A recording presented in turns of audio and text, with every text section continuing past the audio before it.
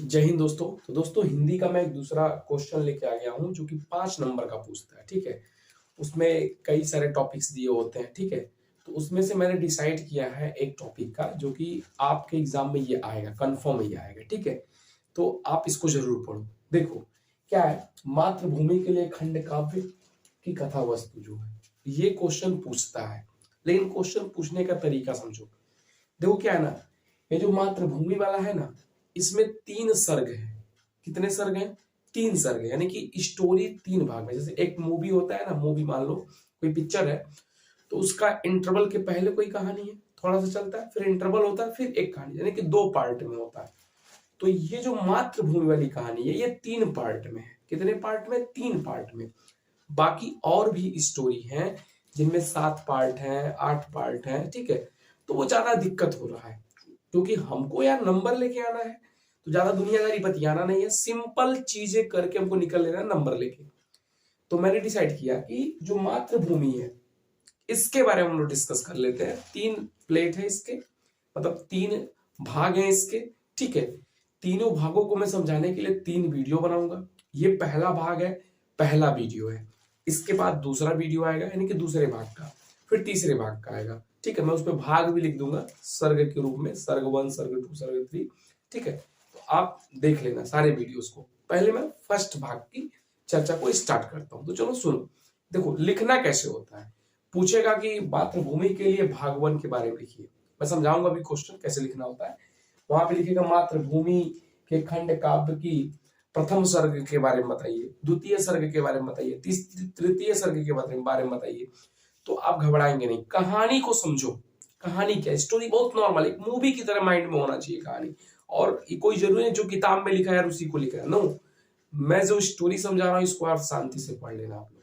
तो चलो हम लोग इस स्टोरी को स्टार्ट करते हैं।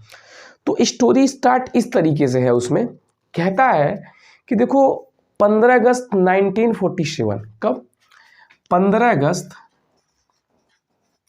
और 1947 को हमारा भारत आजाद होता है। भारत आजाद, भारत आजाद हुआ। ठीक, 15 अगस्त 1947 को हमारा भारत आजाद होता है। उसके पहले क्या था ना, भारत अंग्रेजों का गुलाम था, अंग्रेजों का अत्याचार था। ये अंग्रेज पूरे भारतीयों को परेशान करके रखे थे, पूरे भारत पे हर जगह जो है कब्जा कर लिया था, हर क्षेत्र में कब्जा कर लिया था। किसानों के ऊपर अत्याचार, वहाँ की जनता के ऊपर अत्याचार, तमाम प्रकार के अत्याचार अंग्रेज कर रहा था जब भारत में राजा नहीं था। जो यहाँ के राजा महाराजा थे, क्योंकि हमारा जो देश था राजतंत्र था, ज़्यादा अलग अलग राज्य थे जहाँ पे राजा राज करता था। मुगल साम्राज्य लास्ट में था। तो ये जो अंग्रेज आए थे ना, ये राजा लोग थे उनको फुसला लिए थे एक तरह से।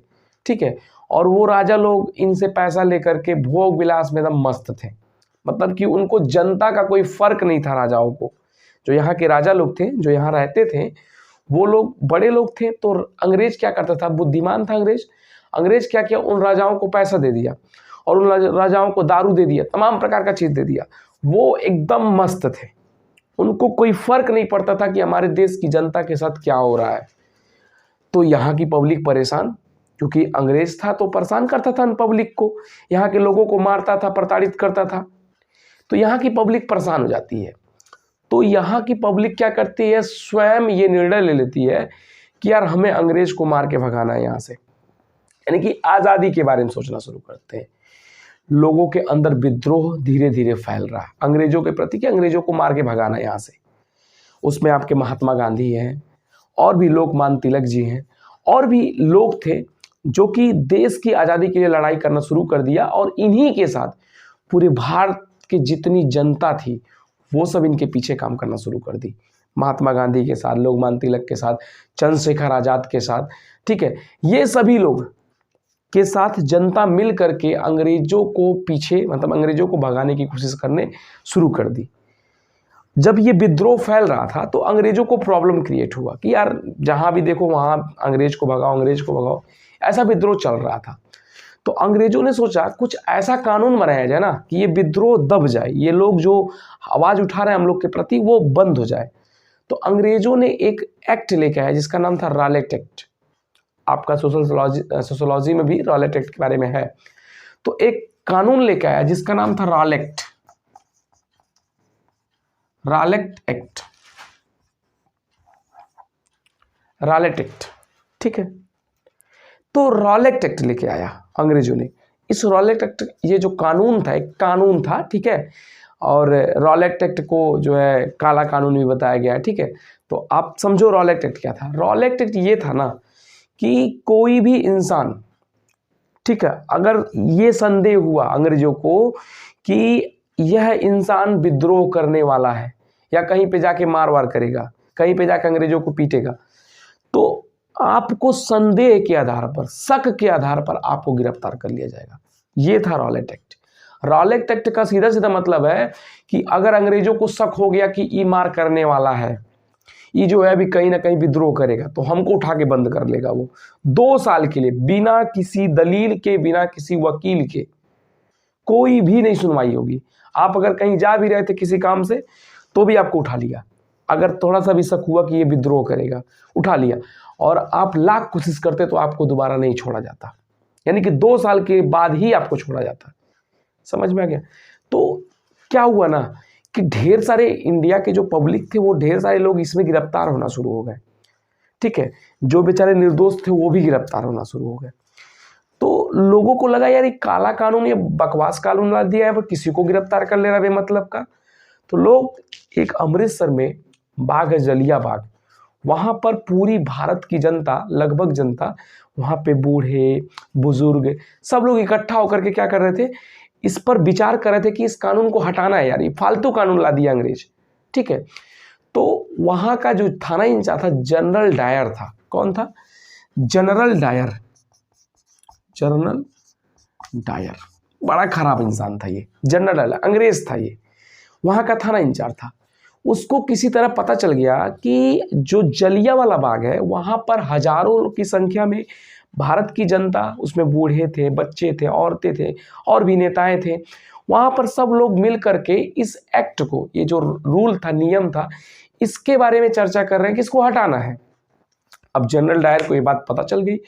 अब जनरल डायर जो है 50 सैनिकों को लेकर के, 50 पुलिस वालों को, मान लो कि ये गोल सा जलिया बाग था और चारों तरफ से जो है पुलिस लगा दिया जनरल डायर, और इस पूरी जनता इस बीच में भरी हुई है, और चारों तरफ से जनरल डायर जो है पुलिस लगा देता है और फायरिंग करवा देता है उस पर, और चारों तरफ से दीवार चला हुआ था, उस बीच में पूरी पब्लिक, और चारों तरफ से फायरिंग करा दिया। और ये कहानी जो घटना थी जलियांवाला बाग, जलियांवाला बाग बड़ी फेमस है कहानी। ये आपका 1919 ईस्वी का था, 1919 ईस्वी की बात थी। तो वहाँ पर फायरिंग हुआ और जो है यहाँ पे सारे जितने भी भारतीय से सब मारे गए, यहाँ पे सब लोग बेचारे वहाँ पे मर गए, ठीक है। तो ये बहुत बड़ा विद्रोह था, मतलब कि बहुत बड़ा ही, मतलब एक तरह से कह सकते हो नरसंहार था, बहुत ही बड़ा था। ये कष्ट वाली बात थी यहाँ पे। लेकिन जनरल डायर इतना कमीना इंसान था कि इतना बड़ा अपराध करने के बाद भी जनरल डायर को रास नहीं आया, और एक जगह एक गली थी, ठीक है, उस गली में एक महिला के ऊपर जो है हमला हो गया था, जो कि विद्रोह कर रही थी, वो उसके ऊपर हमला हो गया था। समझ में आ गया, विद्रोह के नाते उसके ऊपर हमला हो गया था। तो जनरल डायर उस गली में, लगभग 50 गज की गली थी, 50 गज, गज माने फीट, गज माने 3 फीट बराबर एक गज होता है, 50 मीटर की लगभग गली थी वो। कितने? 50 मीटर की गली थी, लगभग 50 मीटर की गली थी। और जनरल डायर ने कहा था कि इस गली से कोई भी इंसान, चाहे बूढ़ा रहे, चाहे बुजुर्ग रहे, चाहे बच्चा रहे, चाहे आदमी, चाहे स्त्री, चाहे कि गर्भवती स्त्री, कोई भी रहे, इस गली से कोई भी गुजरेगा तो अपने पेट के बल रेंगते हुए जाएगा। और इस बात को जनरल डायर ने अखबार में छपवा दिया कि यार कोई भी इस गली से जाता है तो उसको रेंगते हुए जाना पेट के बल। अब जो गर्भवती औरत है वो कैसे रेंग कर जाएगी जो है, और बाकी ये तो अपना भारत है, मेरा घर है यार, तुम डिसाइड करोगे यहाँ पे रेंग कर जाने के लिए। उसी समय चंद्रशेखर आजाद 15 साल के थे, और उनके पिताजी, उनके घर वाले, उनका जो चंद्रशेखर आजाद थे, उनका जन्म जो है झबरा नामक ग्राम में हुआ था। वहाँ पे पंडित, चंद्रशेखर आजाद पंडित थे, गांव जो था झबरा था, ठीक है, झबरा ग्राम में उनका जन्म हुआ था। और वो जात के पंडित थे, उनके गांव में मुसलमान और भील नाम के जनजाति बहुत ज़्यादा थे, ठीक है, चंद्रशेखर। तो उनके पिताजी ने क्या किया था, चंद्रशेखर आजाद को काशी में जो है भेज दिया था पढ़ने के लिए, बनारस में, कि जाओ बेटा पढ़ने। लेकिन चंद्रशेखर आजाद शौकीन थे अखबार पढ़ने की। अब जनरल डायर जो है छपवाया था यहाँ पे अखबार। अब जनरल डायर जब अखबार छपवाया तो चंद्रशेखर आजाद पढ़े इस कहानी को, कि जनरल डायर ने कहा है कि एक गली जो है उस गली में सबको रेंग कर जाना है। अब तो यहाँ चंद्रशेखर आजाद की दिमाग खराब, क्या जनरल डायर आदमी है यार, जानवर है, यहाँ पर जो है इन्हें लोगों को उड़वा दिया, यहाँ पे जो है नियम लगा रहा है कि यार रेंगते हुए चलो। अब चंद्रशेखर आजाद जो है भड़क गया वहाँ पे, और वो पढ़ाई लिखाई 15 साल की एज में छोड़ छाड़ दिया, और महात्मा गांधी का जो असहयोग आंदोलन था उसमें वो कूद गया। कहा कि मैं बस मुझे देश के लिए अब लड़ना है, और असहयोग आंदोलन में भाग लिया। वहाँ पर अंग्रेजों ने असहयोग आंदोलनीय कारियों को के ऊपर लाठीचार्ज किया, और सब लोग विद्रोह कर रहे थे अंग्रेज को भगाओ, उसमें चंद्रशेखर शामिल थे। तो चंद्रशेखर आज़ाद उस समय जो है 15 वर्ष के थे, उनको गिरफ्तार कर लिया गया, और साथ ही कई लोगों को गिरफ्तार कर लिया गया, ठीक है। अब चंद्रशेखर आज़ाद गिरफ्तार हो गए। अब चंद्रशेखर आज़ाद जब गिरफ्तार हुए तो मजिस्ट्रेट जो था, बहुत ही इंपॉर्टेंट लाइन है, दिमाग में रखिएगा इस चीज़ को, जो मजिस्ट्रेट था, जब चंद्रशेखर आज़ाद को बुलाया गया सजा देने के लिए, तो मजिस्ट्रेट ने पूछा नाम बताओ। तो चंद्रशेखर आज़ाद ने जो है जवाब दिया, नाम अपना जो बताया, उसने कहा आज़ाद। बहुत ही बेहतरीन जवाब। जब मजिस्ट्रेट ने नाम पूछा कि तुम्हारा नाम क्या है, उन्होंने कहा आज़ाद। कहा, अब ये घबरा गया जो है मजिस्ट्रेट, सुना तो अजीबोगरीब, यार आज़ाद कितना अजीबोगरीब नाम है। फिर पूछा पिता का नाम बताओ, ठीक है, तो स्वाधीन। क्या बोला, स्वाधीन। पिता का नाम जब पूछा उन्होंने कहा स्वाधीन। अंग्रेज एकदम थन्ना गया, एकदम उसका दिमाग ही खराब हो गया, और इस बात को लेकर के अंग्रेज वो जो मजिस्ट्रेट था उनको 15 लाठी मारा, उनके पीठ पर 15 लाठी मारा, और चंद्रशेखर आज़ाद जो है हंसते हुए उस लाठी को सहे, और चंद्रशेखर आज़ाद को छोड़ दिया गया। और जब चंद्रशेखर आज़ाद, और एक बात याद रखना कि जब उन्होंने जो है आज़ाद नाम बताया था ना, अभी मैं कहानी आगे बताऊंगा, तो जब चंद्रशेखर आज़ाद जेल से बाहर आए तो भारत की जनता जो थी वो इंतजार कर रही थी चंद्रशेखर आज़ाद की, और बाहर आते हुए वो सबके नज़रों में आ गए। चंद्रशेखर आज़ाद सबके नज़रों में आ गए, उनको फूल माला पहना करके उनका स्वागत किया गया, और उसी दिन से उनके नाम के साथ आज़ाद शब्द जोड़ दिया गया, चंद्रशेखर आज़ाद। तो दोस्तों ये जो था ये पहला सर्ग था, आपको क्लियर हो गया होगा पहला सर्ग। मैं फिर से रिवीजन कर दे रहा हूँ, आप यहाँ से स्टार्ट कीजिएगा। हमारा देश 15 अगस्त 1947 को आज़ाद होता है। इसके पहले भारत हमारा अंग्रेजों का गुलाम था, और अंग्रेज जो थे बहुत ज़्यादा अत्याचार करते थे।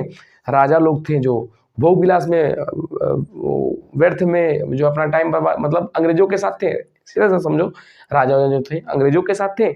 यहाँ की जनता एकदम परेशान हो गई और विद्रोह करना शुरू कर दी कि अंग्रेज को भगाना है। इसी चीज़ को दबाने के लिए, विद्रोह को दबाने के लिए अंग्रेजों ने रॉलेट एक्ट लेके आया। रॉलेट एक्ट का नियम ये था कि कोई भी इंसान अगर शक के दायरे में है कि वो विद्रोह करने वाला है तो उसको गिरफ्तार करो और 2 साल के लिए बंद करो, और कोई भी वकील कोई दलील नहीं सुना जाएगा, ठीक है। इसी कानून को दबाने के लिए जलियांवाला बाग में भारत के हजारों लोग इकट्ठा हुए थे कि इस कानून के बारे में चर्चा करेंगे, इसको बंद करना है। अब जनरल डायर एक था, उसको पता चला इस कानून के बारे में, लोग इकट्ठा हुए हैं। जनरल डायर 50 सैनिकों को लेकर आता है और उन सभी पे गोली चलवाकर उनको मार देता है, ठीक है। और उसी बात जो है, एक गली थी जिस पर महिला के ऊपर अत्याचार हुआ था, तो उसमें जनरल डायर ने ये कह दिया था कि कोई भी इस गली से गुजरेगा, लगभग 50 मीटर की गली थी, कोई भी इस गली से गुजरेगा तो उसको रेंगते हुए जाना है, पेट के बल रेंगते हुए जाना, चाहे वो स्त्री हो, चाहे पुरुष हो, चाहे बुढ़ा हो, कोई भी हो। अब ये पेपर में भी छपवा दिया, और उस वक्त जो है आपके वो चंद्रशेखर आज़ाद जी, जो कि आपका झबरा नामक ग्राम में पैदा हुए थे और ब्राह्मण परिवार से थे, और उनके गांव में मुसलमान और भील नाम की एक जनजाति है, तो ये सब लोग ज़्यादा थे। उनके पिताजी उनको जो है काशी में भेजे थे, यानी कि बनारस में भेजे थे पढ़ने के लिए, और वो पेपर के शौकीन थे, पेपर पढ़ते थे, न्यूज़पेपर पढ़ते थे। और जब इस न्यूज़ को सुना कि जनरल डायर ने कहा है कि रेंगते हुए जाना है गली में, तो उनका दिमाग खराब हो गया और वो असहयोग आंदोलन में कूद गए, जो महात्मा गांधी द्वारा आया था। असहयोग आंदोलन में कूदे, वहाँ पर वो गिरफ्तार होते हैं, मजिस्ट्रेट के सामने पेश किए जाते हैं, जो वहाँ का मजिस्ट्रेट होता है, और उनसे जब उनका नाम पूछता है कि नाम बताओ, तो उन्होंने अपना नाम आज़ाद बताया। और जब पिता का नाम पूछा तो उन्होंने स्वाधीन बताया। उस समय उनकी एज मात्र 15 वर्ष थी, इसके लिए उनको 15 लाठी मारा गया पीठ पर। और बाद में आज़ाद जी जो है बाहर आते हैं, और जब बाहर आते हैं तो भारत की जो जनता उनकी स्वागत करती है, भारत में पूरा फेमस ये हो जाते हैं, और इनके नाम के आगे उसी दिन से आज़ाद शब्द जुड़ गया, चंद्रशेखर आज़ाद। तो ये था प्रथम सर्ग। आई होप आपको पूरी कहानी समझ में आ गई। बाबू देखो, अगर मातृभूमि के बारे में पूछा है और प्रथम सर्ग के बारे में बात करता है, तो आप जितनी मैंने बात को बोला है, आप इसको एक क्रम से स्टोरी के माध्यम से लिख डालो, ठीक है। और अगर इतना कर लेते हो तो आपका प्रथम सर्ग मातृभूमि का कंप्लीट हो जाएगा। समझ में आ गया कि नहीं? ज़्यादा दुनियादारी नहीं बतियाना, मेहनत से पढ़ना यार। कोई भी आपको इस समय ज्ञान लेने की जरूरत नहीं है। आपका मेन फोकस होना चाहिए नंबर लेना, कि कैसे नंबर को अचीव किया जाए, बस ये आपके माइंड में होना चाहिए। बाकी इसके बाद जो द्वितीय सर्ग है, मैं नेक्स्ट वीडियो में बात करूंगा। मिलता हूं नेक्स्ट वीडियो में। जय हिंद, वंदे मातरम।